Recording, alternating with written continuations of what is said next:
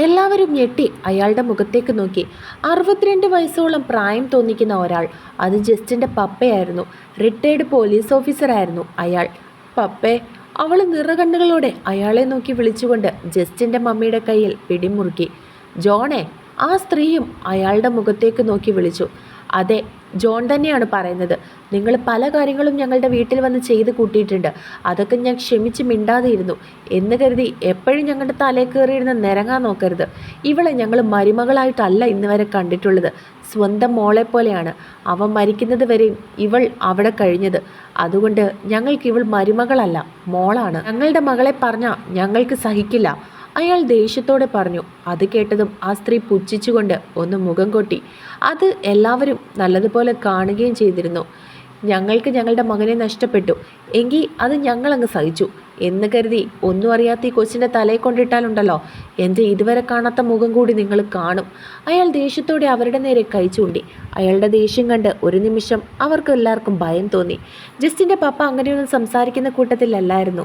ആദ്യമായിട്ടാണ് അയാൾ ശബ്ദമുയർത്തി എല്ലാവരും കേൾക്കുന്നത്, അതും ആമിക്ക് വേണ്ടി. അത് മറ്റുള്ളവരിലെല്ലാം ഒരു അത്ഭുതമുണ്ടാക്കി. അപ്പോഴേക്കും ഫെലിക്സിൻ്റെ വീട്ടുകാരും അങ്ങോട്ടേക്ക് വന്നിരുന്നു. മോനെ, അകത്തേക്ക് കയറി വാ. ആമയുടെ മമ്മി അവനെയും വീട്ടുകാരെ അകത്തേക്ക് ക്ഷണിച്ചുകൊണ്ട് പറഞ്ഞു. വേണ്ടമ്മേ, ഇപ്പം തന്നെ സമയം വൈകി, നമുക്ക് ഇറങ്ങാം. 2 മണിക്കൂറിന് മുമ്പ് നമുക്ക് അവിടെ എത്തണം. അവൻ അവരെ നോക്കി പറഞ്ഞു.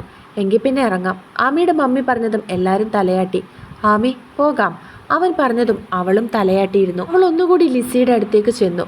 എന്നും വിളിക്കണേ മോളെ, അവരവളുടെ മുഖത്തേക്ക് നോക്കി പറഞ്ഞു. അതിനവൾ അവരെ നോക്കി തലയാട്ടി. പപ്പേ.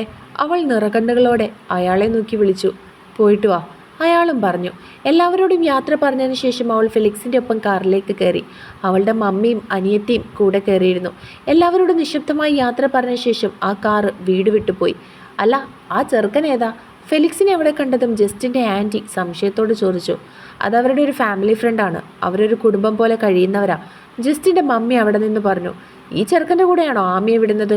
നിങ്ങൾക്ക് ഇത്ര ബോധമില്ലേ ലിസി? ആമിയെ ആങ്ങളെയാണ് കൊണ്ടുപോകുന്നതെന്ന് പറഞ്ഞിട്ട് ഈ ചെറുക്കൻ അവരുടെ ഫാമിലി ഫ്രണ്ട് അല്ലേ? ഇനി രണ്ടും കൂടിയുള്ള ഒത്തുകളിയാണോ എന്ന് ആർക്കറിയാം?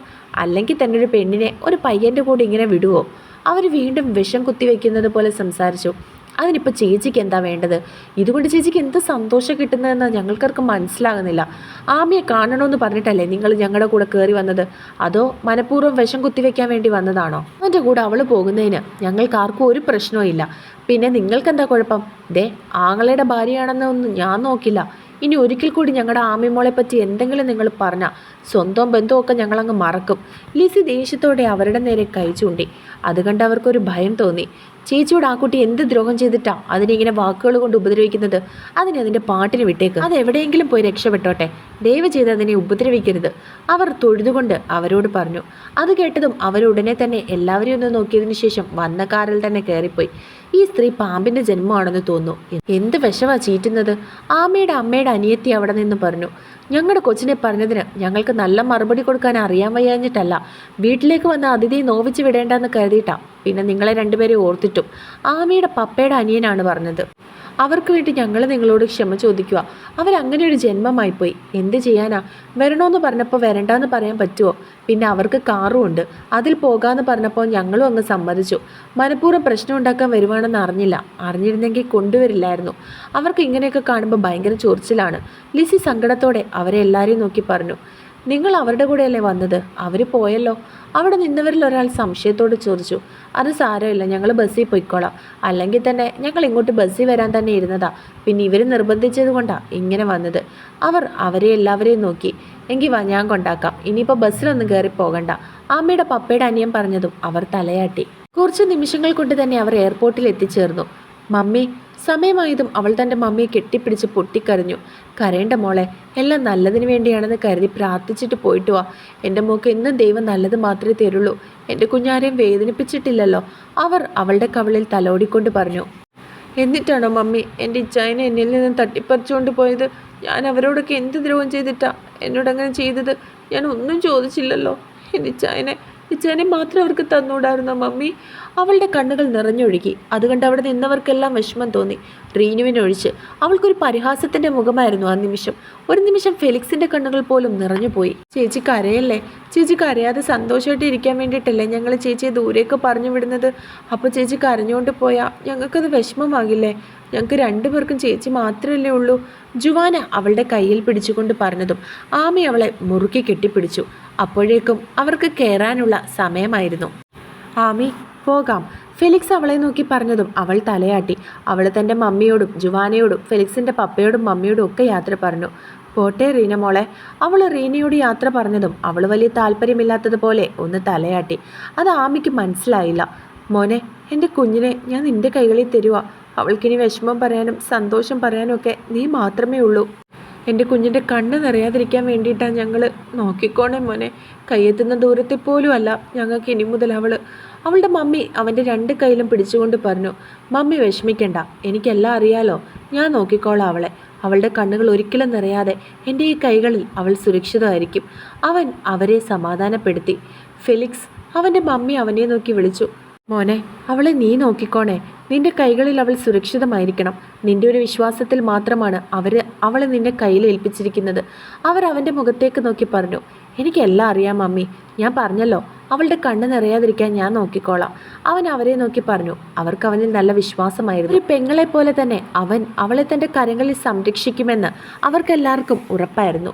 ഒരിക്കൽ കൂടി അവരോടെല്ലാവരോടും യാത്ര പറഞ്ഞതിന് ശേഷം അവൻ എയർപോർട്ടിനകത്തേക്ക് കയറി. എയർപോർട്ടിൽ കുറച്ചു നേരം അവർക്ക് വെയിറ്റ് ചെയ്യേണ്ടി വന്നു. അവൾക്ക് നല്ല ക്ഷീണമുണ്ടായിരുന്നത് കൊണ്ട് തന്നെ അവൻ്റെ തോളിലേക്ക് തല ചായച്ചു വെച്ച് അവളൊന്ന് മയങ്ങി.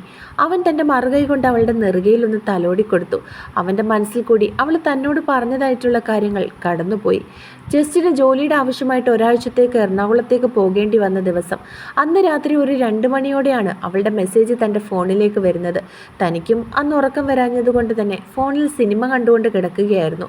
പെട്ടെന്ന് അവളുടെ മെസ്സേജ് കണ്ടതും അവൻ സിനിമ കാണുന്നത് നിർത്തി അവളുടെ മെസ്സേജ് ഓപ്പൺ ചെയ്ത് നോക്കി.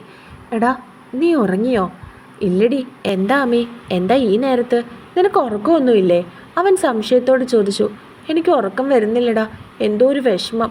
ഇച്ചായനെ വല്ലാതെ മിസ് ചെയ്യുവാടാ, എനിക്ക് പറ്റുന്നില്ല. സങ്കടത്തോടെയുള്ള അവളുടെ മെസ്സേജ്. എടി, അളിയൻ കുറച്ച് ദിവസം കഴിയുമ്പോൾ ഇങ്ങ് വരുമല്ലോ. പിന്നെന്താ? എനിക്കറിയാം, ഇച്ചായൻ കുറച്ച് ദിവസം കഴിയുമ്പോൾ വരുമെന്ന് എനിക്കറിയാടാ. പക്ഷെ എന്തോ എനിക്ക് പറ്റുന്നില്ല. അവൾ വീണ്ടും പറഞ്ഞു. ആമി, എടാ, നമ്മളെല്ലാം അക്സെപ്റ്റ് ചെയ്യണം. എല്ലാം എപ്പോഴും എല്ലാവരും നമ്മുടെ കൂടെ കാണില്ലല്ലോ. ചിലപ്പോൾ ചില ഡേയ്സ് നമുക്കവരെ മിസ് ചെയ്യേണ്ടി വരും. അതൊക്കെ നമ്മളെ അക്സെപ്റ്റ് ചെയ്തേ പറ്റുള്ളൂ. അവൻ അവളെ പറഞ്ഞു മനസ്സിലാക്കാൻ ശ്രമിച്ചു. അതിനവളൊന്ന് മൂളി. ആമി, ഞാൻ പറയുന്നത് കേൾക്കുമോ? അവൻ ചോദിച്ചതും അവൾ വീണ്ടും മൂളി. എങ്കിൽ എൻ്റെ ആമി ഫോൺ മാറ്റി വെച്ചിട്ട് പോയി കിടന്ന് ഉറങ്ങിക്കേ. എനിക്ക് ഉറക്കം വരില്ലടാ, ഞാൻ അതൊക്കെ ശ്രമിച്ചതാ. അവൾ വിഷമത്തോടെ വീണ്ടും പറഞ്ഞു. വരും. ആമി ഒന്നുകൂടി ചെയ്തു നോക്കിക്കേ, ഞാനല്ലേ പറയുന്നത്. അവൻ വീണ്ടും പറഞ്ഞതും അവളൊന്ന് മൂളി. എങ്കിൽ കിടന്നോ, എന്നിട്ടും ഉറക്കം വരുന്നില്ല എന്നെങ്കിൽ എനിക്ക് മെസ്സേജ് അയക്ക്. അവൻ പറഞ്ഞതും അവൾ മൂളി.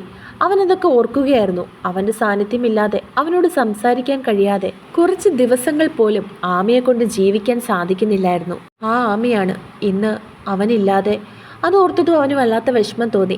എല്ലാം സഹിക്കാനും മറക്കാനും അവളെ കൊണ്ട് സാധിക്കണമെന്നും അതിനുള്ള മനസ്സ് അവൾക്ക് കൊടുക്കണേ എന്നും അവൻ ഒരു നിമിഷം പ്രാർത്ഥിച്ചു പോയി.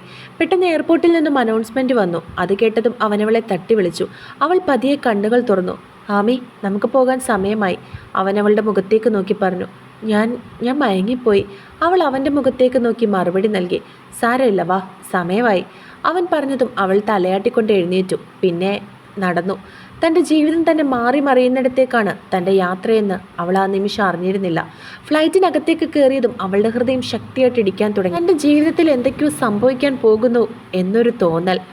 എന്താ അമ്മി, എന്തു പറ്റി നിനക്ക്? എന്തെങ്കിലും വയ്യായികയുണ്ടോ? വോമിറ്റിംഗ് ടെൻഡൻസി എന്തേലും? അവളുടെ മുഖം വല്ലാതെ ഇരിക്കുന്നത് കണ്ടതും അവൻ സംശയത്തോടെ ചോദിച്ചു. എനിക്കെന്തോ ഒരു വല്ലാതെ. അങ്ങോട്ടേക്ക് പോകണോ എന്ന് ആരോ മനസ്സിലിരുന്ന് ചോദിക്കുന്നത് പോലെ അവൾ അവൻ്റെ മുഖത്തേക്ക് നോക്കി പറഞ്ഞു. അതൊക്കെ നിന്റെ മനസ്സിൻ്റെ വെറും തോന്നലാണ്. ആദ്യമായിട്ടല്ലേ ഇങ്ങനെ ദൂരദേശത്തേക്കൊരു യാത്ര പോകുന്നത്, അതും വീട്ടുകാരെയൊക്കെ വിട്ടിട്ട്. അതിൻ്റെയാണ് അങ്ങനെയൊക്കെ തോന്നുന്നത്. അവിടെ ചെന്ന് കഴിയുമ്പോൾ ആദ്യമൊക്കെ നിനക്ക് അഡ്ജസ്റ്റ് ചെയ്യാൻ കുറച്ച് ബുദ്ധിമുട്ടായിരിക്കും. എന്നാൽ ഒരാഴ്ച കഴിയുമ്പോൾ അതൊക്കെ മാറിക്കോളും. അവൻ പറഞ്ഞതും അവൾ തലയാട്ടി. നിന്റെ കൂടെ എന്ത് കാര്യത്തിനും ഞാനുണ്ടല്ലോ, പിന്നെ എന്തിനാ എൻ്റെ ആമിക്കുട്ടി പേടിക്കുന്നത്? അവൻ പുഞ്ചിരിച്ചുകൊണ്ട് അവളുടെ മുഖത്തേക്ക് നോക്കി ചോദിച്ചു. അതാ എൻ്റെ ധൈര്യം. അവളും തിരികെ അവനോട് മറുപടി പറഞ്ഞതും അവനും ഒന്ന് പുഞ്ചിരിച്ചു. മണിക്കൂറുകൾക്ക് ശേഷം അവർ ദുബായിലേക്കെത്തി. എടാ, ഇവിടെ താമസമൊക്കെ എങ്ങനെയാ? അവൾ സംശയത്തോടെ അവനോട് ചോദിച്ചു. അത് കേട്ടവൻ ചിരിച്ചുകൊണ്ട് അവളുടെ മുഖത്തേക്ക് നോക്കി. എൻ്റെ കൂടെ ഇവിടെ വന്നിട്ട് ഇപ്പോഴാണോ അതൊക്കെ ചോദിക്കുന്നത്? അവൻ ചിരിയോടെ ചോദിച്ചു. അത് കേട്ടതും അവൾ വിഷമത്തോടെ അവൻ്റെ മുഖത്തേക്ക് നോക്കി. ശരിയാണ്, ഒപ്പം പോകാൻ തീരുമാനിച്ചെങ്കിലും താൻ എവിടെയാണ് താമസിക്കുന്നതെന്നും തൻ്റെ ഭക്ഷണ കാര്യങ്ങളൊക്കെ എങ്ങനെയായിരിക്കുമെന്നും അവനോട് ഇതുവരെ ചോദിച്ചിട്ടില്ല. അതിനെപ്പറ്റി ഓർത്തില്ല എന്നുള്ളതാണ് സത്യം. താനിപ്പോൾ ഒരു റോബോട്ട് പോലെയാണ്. ആരൊക്കെയോ തന്നോട് എന്തൊക്കെയോ പറയുന്നു, അതിനനുസരിച്ച് താൻ പ്രവർത്തിച്ചു കൊണ്ടിരിക്കുന്നു. അത് ഓർത്തതും അവൾക്ക് സ്വയം ഒരു പുച്ഛം തോന്നി.